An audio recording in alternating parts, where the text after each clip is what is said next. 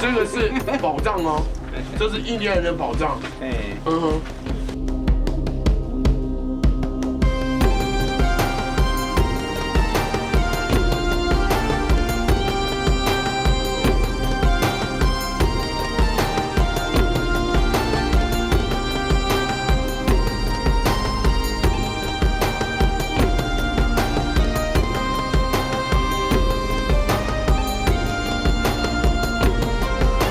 前面就是大岩石了，看到没？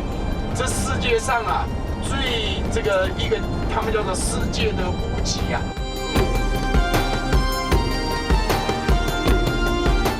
主要这边呢就是岩石，那这个地方呢以前都是海底下。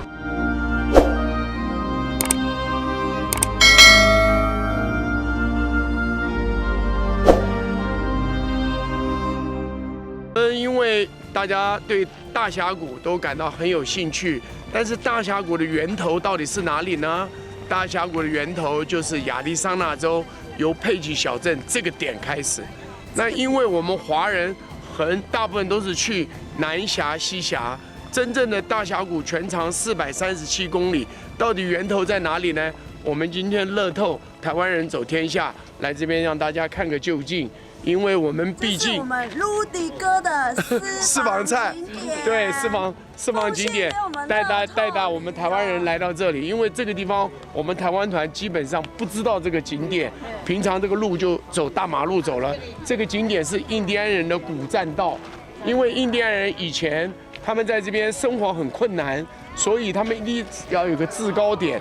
那其他的人来过这边以后，他们就在那边埋伏。其他的族人来，他们就把它杀了，把它吃了。这个地方是荒漠，没有吃的。这个族群叫纳瓦霍族，是所有全美国境内印第安族群里面最凶悍的一个族群。二来也是他们人最多的一个族群。现在他们的人口大概是250万人，250万是全美国印第安族群人最多的。而且同时，他们在2战的时候对美国非常有贡献。因为日本的大元帅叫山本56，他是留美的，读的是美国的西点军校，所以他对美国的战术、战略以及密码完全都了解。最后没办法，美国远东区的司令叫做麦克阿瑟将军就想到了这个族群的人，请他们来。因为印第安人有语言没有文字，所以就用他口耳相传，把这些的机密告诉了麦克阿瑟将军，由麦克阿瑟将军决定怎么去打仗。结果麦克阿瑟就用了一个战术，叫做药岛战术，假装要攻金门，结果其实是打马祖，这样懂意思吗？假装要打马祖，其实是打金门，这叫药岛战术，所以把日本人消灭。因为日本的海军太强了，那时候世界第一的海军就是日本人。日本有7艘航母，美国只有4艘航母，能够打赢这场战争，实在美国人付出很多，所以纳瓦霍族很有贡献。美国人2战以后就想要帮助他们，在这边建了这个桥，我们中文叫做彩虹桥。如果当初没有这个桥，这2个是个断崖，因为这是悬崖嘛，大家可以看得到。那结果有了这个桥，把这个地方带动了发展，不然这个地方还是很贫穷的。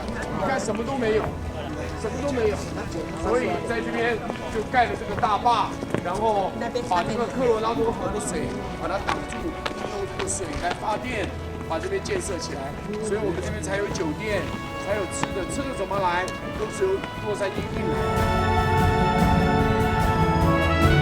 叫石化林，树木经过地震，地震以后会有火山岩浆，岩浆把树木压过去以后钙化以后成岩石，所以叫做石化林，就是树木的化石。在亚利桑那州和犹他州特别，你看它是他们挖到的，特别把这个当宝贝砌在里头。这是树木的化石，很难得的哦。对，树木的化石，你看这是不是像树的那个，像木材一样，感觉没有？对，很树枝的化石，但是石头了。对，因为有岩浆，岩浆里面的热和钙跑到这个树木里面，让树木钙化了，成了岩石。对，树木的那个石头啦。对。这个是宝藏哦，这是印第安人的宝藏。你在旅游的过程中，曾几何时可以往大峡谷的源头走去？不多吧？一般呢，走啊，就是能够走到的，就是大峡谷跨跨的唐造啊！你想想看啊，你可以走到大峡谷的源头，哇，可见的有多么的不简单啊！那这一次呢，我们也特别呢造访了这个大峡谷的源头，让大家除了现场听听看大峡谷的形成过程之外，还可以看到它的源头。对面是亚利桑那州，对，他说什么？对面是亚利桑那州是吧？这里是犹他州。过了桥又换了一个州，哦，过桥换一个州。哦，过了桥又换另外一个州。这是石灰岩吗？这个都是我们叫砂岩 （sandstone）。砂岩。有没有？过一个所在就是另外一州啊！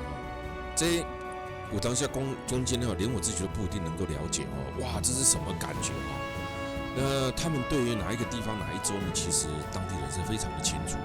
但是呢，这个也就是国家真的太大了，所以我常讲哦，台湾真的是个弹丸之地。很多的人哈，甚至台湾的政治人物不应该用岛国的思考去思考这个世界，应该教育，应该告知你的民众呢，要用世界的眼光去看世界，不是老是用岛国的眼光在教育的人。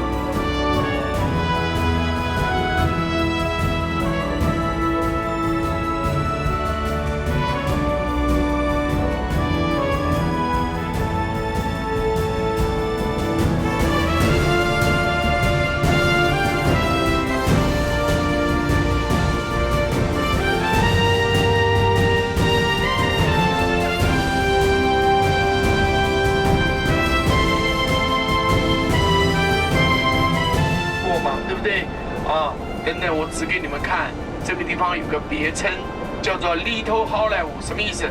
小好莱坞啊，小好莱坞，好莱坞大家知道吗？是拍电影的嘛。小好莱坞就是经常在这边取景来拍电影，啊，取镜头来拍电影。我们正前方，弟弟给他正前方有没有一个白色的马？有没有看到？雕塑，一个马立起来的，啊，那个地方就写得很清楚，上面写的叫做 Little 好莱坞，你就可以看到那边就是拍电影的所在啊，在这个地方。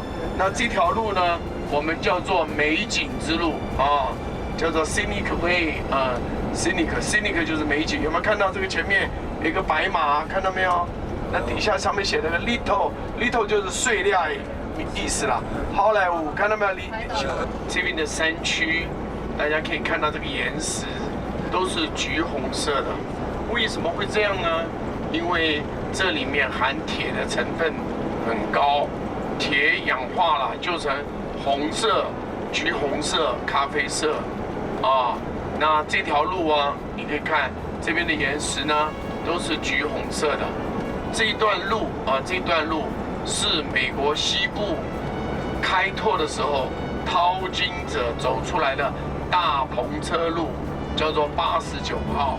89号，美国的89号高速路是以前大篷车西部开拓的时候走出来的路，后来美国政府把它改成了高速路，因为第一，以前就有人走过嘛；第二，有它的纪念性的意义；第三，风景都不错啊。所以大家了解这段路，我们叫做美景之路。美景之路，等一等呢，我们开始。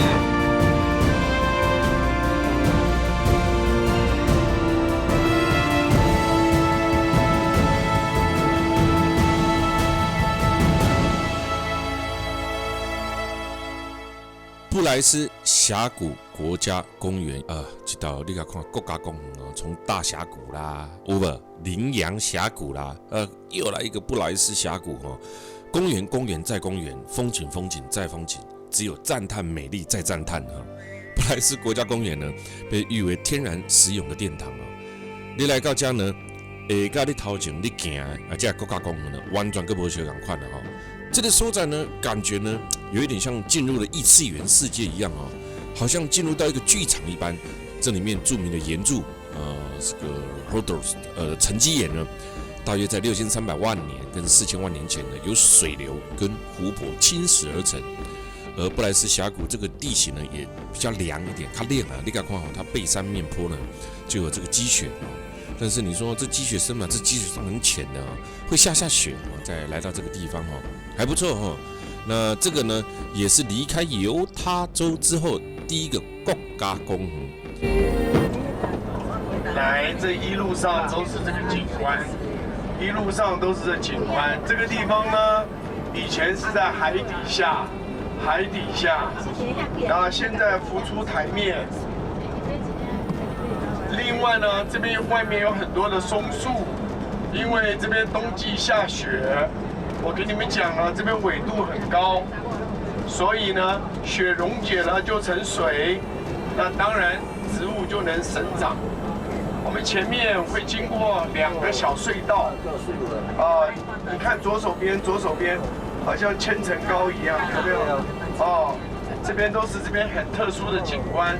但是这段路不能停车，刚才那是特别给我们画出来可以停车的右手边你看那个地方呢，都是泄洪道，河流走的。这个地方很少下雨，4个州。我们这次呢走了4个州，大家要记住啊，加州、内华达州、亚利桑那州、犹他州啊。我们现在是在犹他州，今天和明天我们走的是这次行程最北的地方。你看到地上都是雪，看到没有？等一等，我们走的地方是8000英尺，大家一定要记住哦，8000很高了。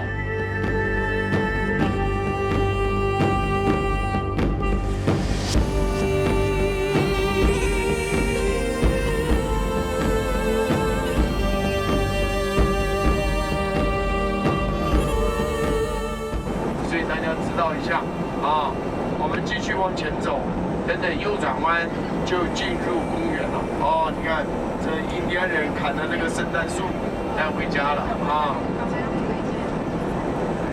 终于下来踏雪了哈，在印第安人来到这之前呢，这个地方住着一些土轰安翁瓦。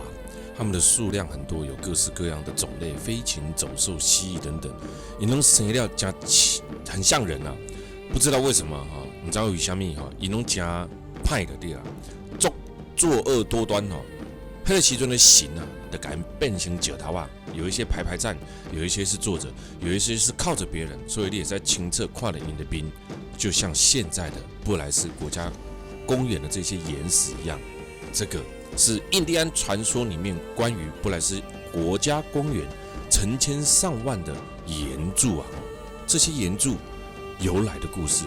虽然古老的传说翻译成英文再变成中文，看起来呢好像一个没头没脑的什么叫做突轰安翁瓦哈，这种他当地的解说哈。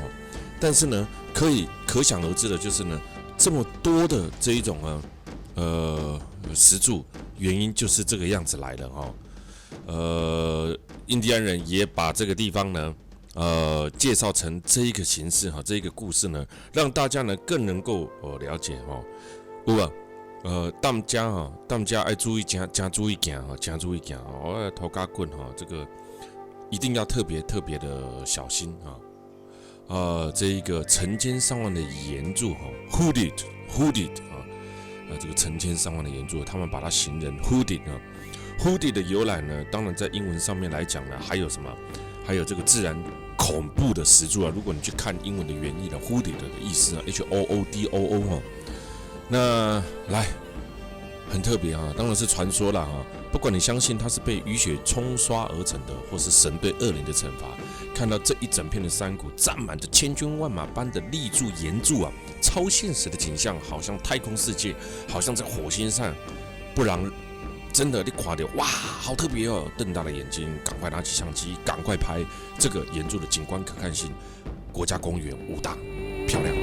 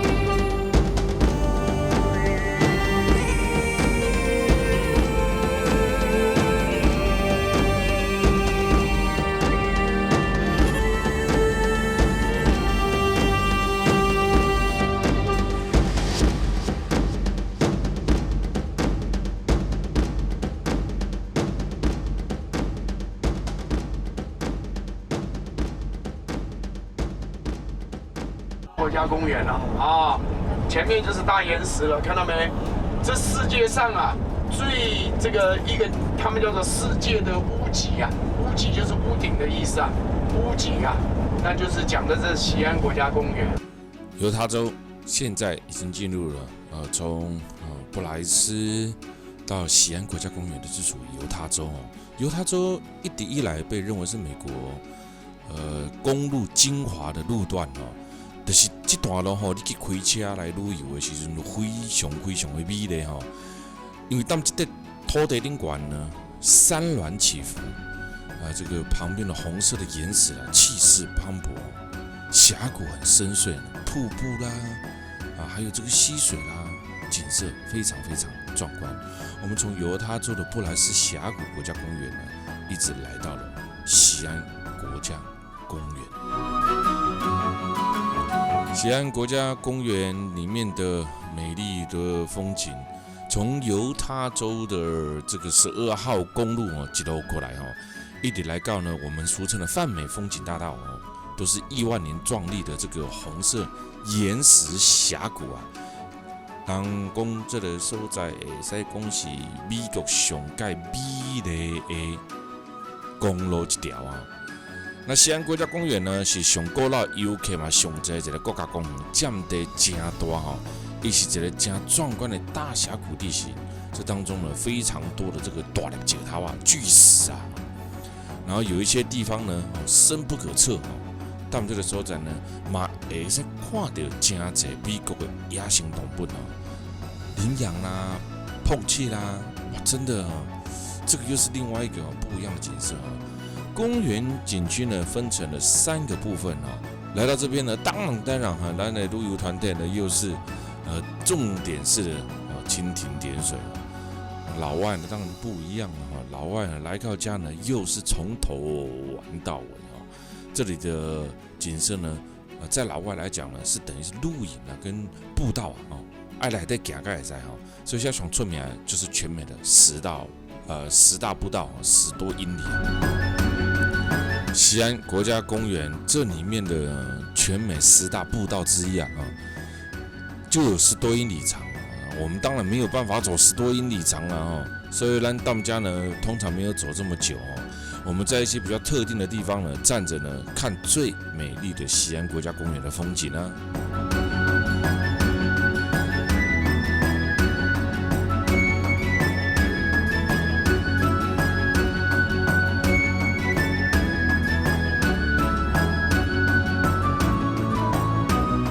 铺好路才欢迎大家来啊！大家可以看到这边的路并不是很宽，主要这边呢就是岩石。那这个地方呢，以前都是海底下。这个地方呢，我们叫做 Sand Rock， 我们中国话叫做砂岩，也有人叫沉积岩。什么叫做沉积岩？就是那天我们去羚羊峡谷，很明显的，那时候看到一层一层一层的，这边也是一样。所以各位，你回去可以跟你的小孙子或者小孙女做个游戏，你拿一个炸酱面的碗，装半碗的沙子，把这个水盖过这个沙子，摆在你的床底下，1个礼拜以后你把它拿出来看，水就没有了，水被挥发掉了。然后你用手搓那个沙子，平常我们沙子手一搓，手指头就进去了，这个时候这个沙子就变硬了，搓，只会一粒一粒的，不会。为什么？砂岩嘛，没有什么营养嘛。你想这个种子怎么在上面长树呢？你就知道了。你看，是不是横刷的痕迹？是不是凸起来？那就代表这个柏油的质量有问题，没有考虑好啊。那你看这个地方，开始这边的盘山啊，我们呢等等走一走，等等就要在山洞的面前要停车了。为什么山洞面前要停车呢？因为我们的bus非常高，所以我们的车子只能走中间。那走中间，对面的车道就不能有车走嘛，对不对？所以呢，那怎么知道没有车了呢？这个地方又没有通讯，你看你的手机是不是死机一个，没有通讯？那你看他们怎么管理？你绝对想不到，非常简单的一个方法。森林警察，他的脚旁边放了一个水桶。水桶里面摆的都是水管 ，PVC 的水管 ，PVC 的水管大家怎样嘛？白色的。最后一辆车，他把他的水管交给你。出了山洞没有通讯嘛？那边那个森林警察叫 Ranger， 一看这个拿的是 PVC 的水管，就代表他是最后一辆车，他这边就放车，这样懂意思吗？这样懂吗？因为这边没办法通讯嘛，那怎么办呢？要想办法咯。所以他们就用 PVC 的水管，因为这边树枝太多了，所以不能用树枝，你懂吗 ？PVC 谁会由平地上带一个水管上来？不可能嘛，有对哦。你甲看哈，咱佮继续开车行哈，有水无？我来甲你讲吼，这沿路的景色呢，算1等1的美丽啊。而且哈，你甲看，咱是冬天来呢，你敢知影？如果你是在夏天来的时候。这外面呢会高达了华氏100多度，就超过40度的气温在这个地方啊。你看这个岩石也知道哈，这个地方呢不下雨本巴哈，一下雨呢不得了哈，不然就是非常干燥的气候哈，非常非常干燥哈。所以啦非常重要咯，这个是来到这边选对季节旅游最佳时刻。雪啊溶解了，看到没？晚上很冷呐，都结成了冰啊，看到没？啊，你看前面的山啊。它这种地形是怎么样啊？这种地形就是讲哈，暗时啊加哈，温度拢会降到0度以下哈。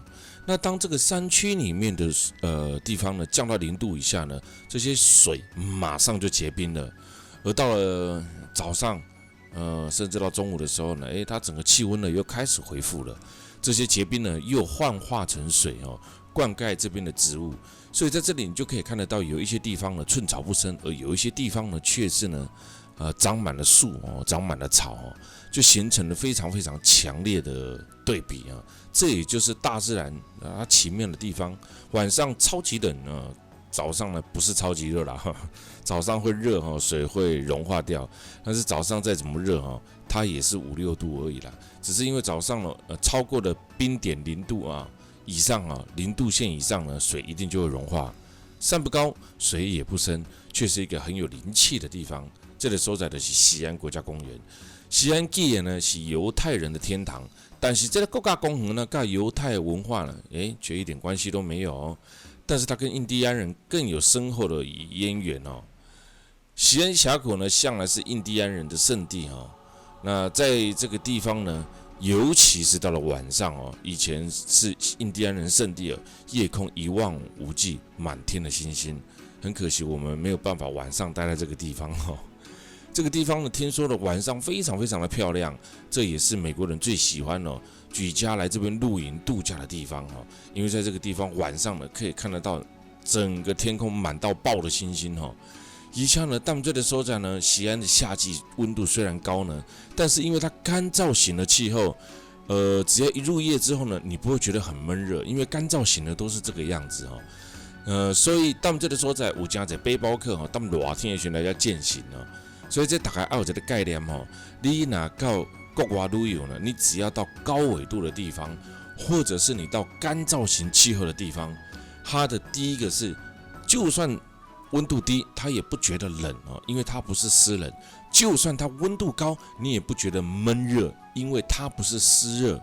所以呢，总归一句啦，湿气卖相当是比较好的啦，对不对哈？湿气有时候太重呢。对各方面都不好，温度感受差异也很大。第一点呢，衫款嘛卡袂搭，对不对哈？而且比较潮湿呢，发霉等等哦。所以在干燥型的气候呢，总是还是比较好。虽然哦，干嘛哈皮肤小块痒了，因为太干燥了。但基本上我还是觉得干燥型的气候呢，带来的这个还是比较好啦。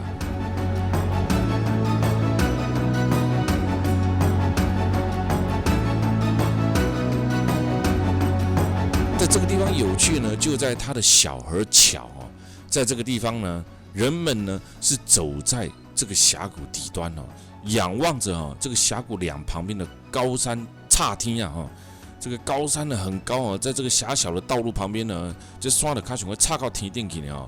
有一寡所在呢，这个峭壁啊，这个悬崖啦，只能容许一个人通过的峡谷溪谷哦，由于地形的限制呢，所以但西安国家公园内底呢，就真侪所在爱健行、爱攀爬，才可以到达那个地方。小呢跟巧呢，就变成了在这边的一个长处跟特色哦。这个所在呢，包括附近呢，都有过来以峡谷为名的国家公园啦。虽然在这附近的国家公园的格局大小都不一样，但是却各自拥有自己的风貌跟个性呢。好像兄弟姐妹一样哦，在这个西安峡谷附近呢，有非常多同类型，所以你来到这里犹他州哦，现在头前的讲过，犹他州是全美最美丽的10大公路其中一条啊。就是其实你看这个西安国家公园，但你附近其实还有真侪国家公园，它是一气呵成啊，从前到后一气呵成啊。所以不激起这个西安小屋，不激起西安国家公园，是一路上在走过来的时候，你就可以看得到它整路都是景啊，而且呢，这个旁边的这些石头啊，那巨人般的岩石呢，哇，这非常大的，未经切割，原封不动哦，然后就留在这个西安国家公园的土地上，使得这里难怪会最受欢迎啊，不为过了。